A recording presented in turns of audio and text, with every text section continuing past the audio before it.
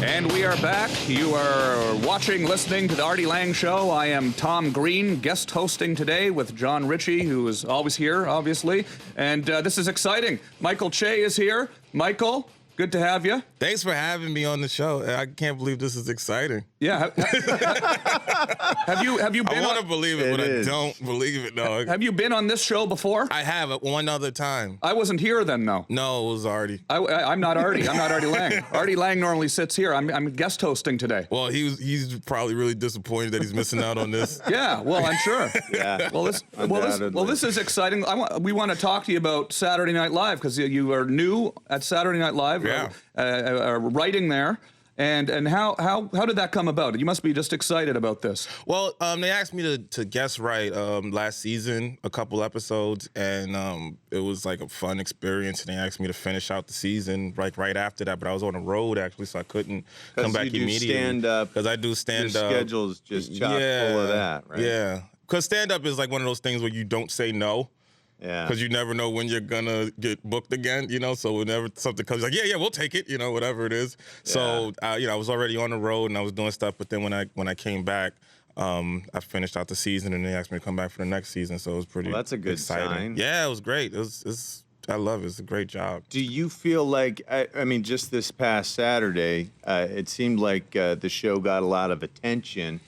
I don't know how much input you had in the writing there, but none. Can you talk? None. Come on. It was, a lot of people felt like that was a pretty funny episode. It was a very funny. I think like the last, like this season's kind of gotten up to a really strong start considering how much we've lost in the cast. Like we've lost some legendary performers and we've got 6 new performers that got some big roles to fill. And I think that this season they did a really good job of putting them in the fold and showcasing the new talent and we got some good episodes out of it. So now this is your second year, man. What were you gonna say? No, I feel like a sports like one of those press conferences. Yeah, we did good. We had a solid episode. We putting a lot together. And it was a good team effort. Good team effort, and just name the game. Yeah. So how's it work when you're a writer at Saturday Night Live? How's that work? You write ideas, you submit them to Lorne Michaels, you submit them to the head writer, then they come to you and they say, we're going to do this one, we're not going to do this one, then you write some more stuff, you give it back to them, they come back to you, they say, we're going to do this one. Is that how it works? I don't want to stop you because you was wrong a long time ago, but I just want to say, it was, we write all day, like Monday and Tuesday. And then Wednesday, we do a table read where the whole cast reads every part. We read like 50 sketches or whatever, and then they pick the best, or they pick what fits the show, what they want to, do for the show. And then we do a dress rehearsal. We go on a production floor. We do a dress rehearsal Saturday night, like at 8 o'clock, I guess.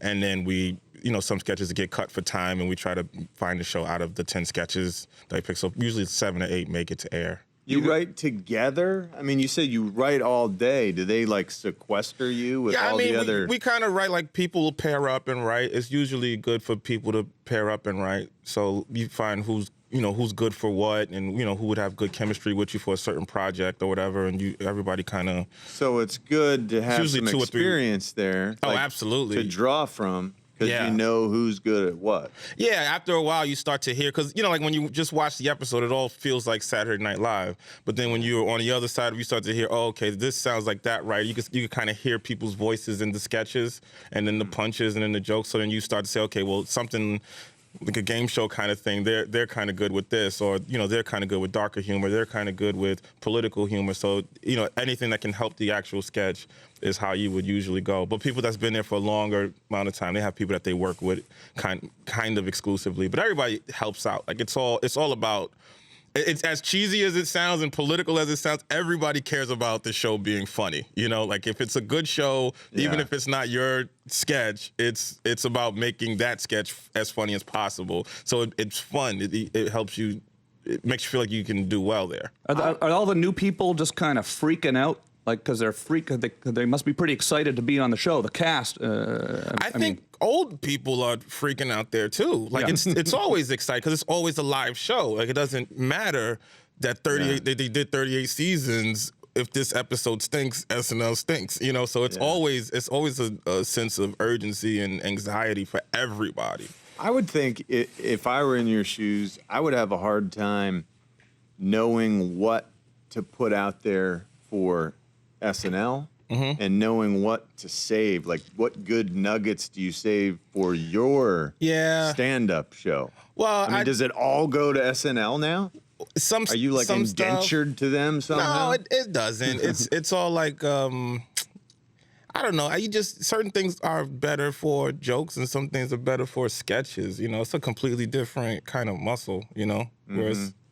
Well, I mean, for you, yeah, I can't differentiate there. Yeah, but like I wouldn't really be able to until I started doing the job either, you know. But like after a while, you start to learn different things, and you feel like you're getting stronger as a writer on all sides. Do you feel like it helps your writing for your stand-up too? I mean, being just immersed in that all the time.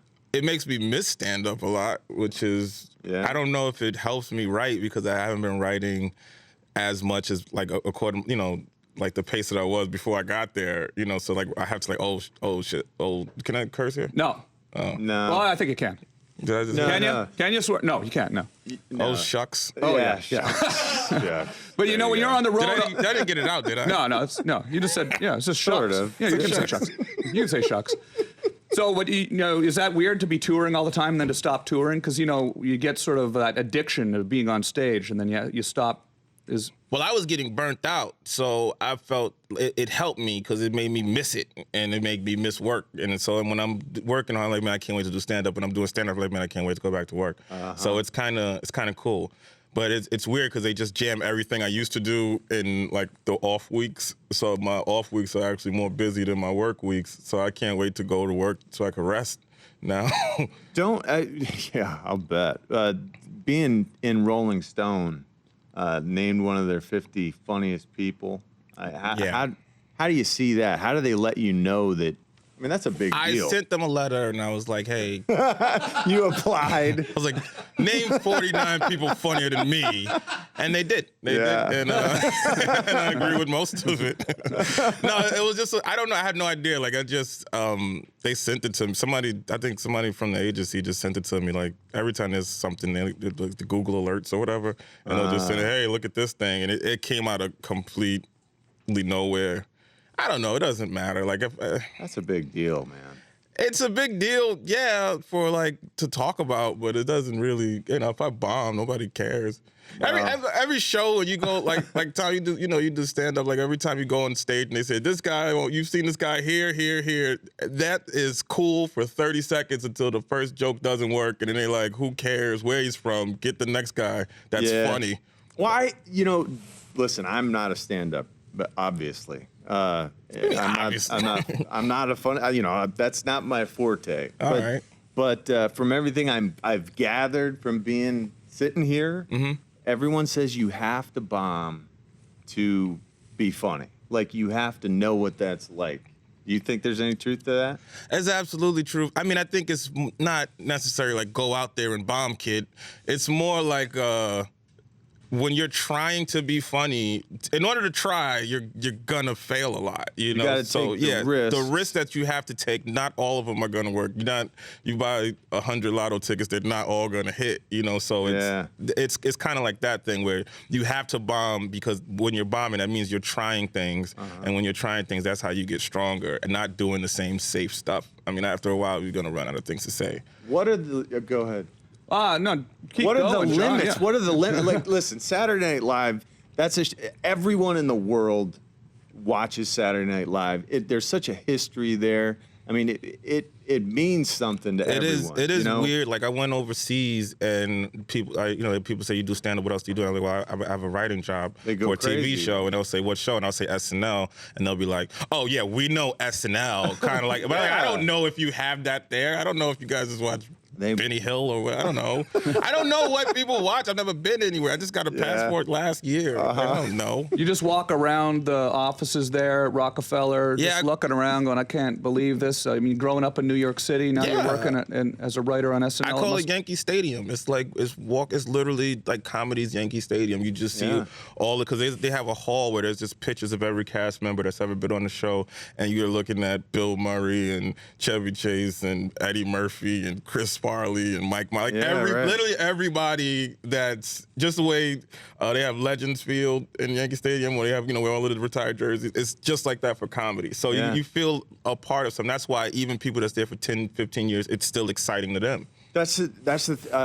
Again, if I'm putting myself in your position and I know what a big deal this show is, I would be nervous to take risks like you're talking about with the stand-up, just because I don't want to mess this thing up, I mean, your stand-up, you like to do some controversial stuff. Sure, How do you know how far you can take it? Well, it's SNL. Like, they know what they're doing. They know funny. They understand comedy, and they knew what I was doing before they hired me. So I feel like I'll do what got me the job. I'll do the kind of stuff that they looked at and they said, we want this guy. And I feel like with the stuff that I've handed in and the stuff that I've worked on, that they believe in what I'm doing, and I feel really free. From day one, I felt free. Like, the first day I got there as a guest writer, I had no idea what to expect. I just walked in an office. Every single cast member, every single writer stopped by the office and asked me how I was doing, what I was working on, or, everything like that. Like, if Seth Meyers would have walked into the office and said, hey, I want 2 coffees, cream, sugar, I would have been like, okay, well, I guess I get coffee here, and I would have been happy to do it. But they came in and made sure that I was set up to write and work, and I've always felt free to be able to do that. Wow. That's it's really dope. Like, it's a great show. It's a great environment to work in. Wow. Cool. Well, congratulations. We're going to talk more about it. We're going to take a quick break. We'll be back with Michael Che. You're watching and listening to the Artie Lange Show. I am not Artie Lange. The Artie Lange Show, weeknights on Audience, only on DirecTV.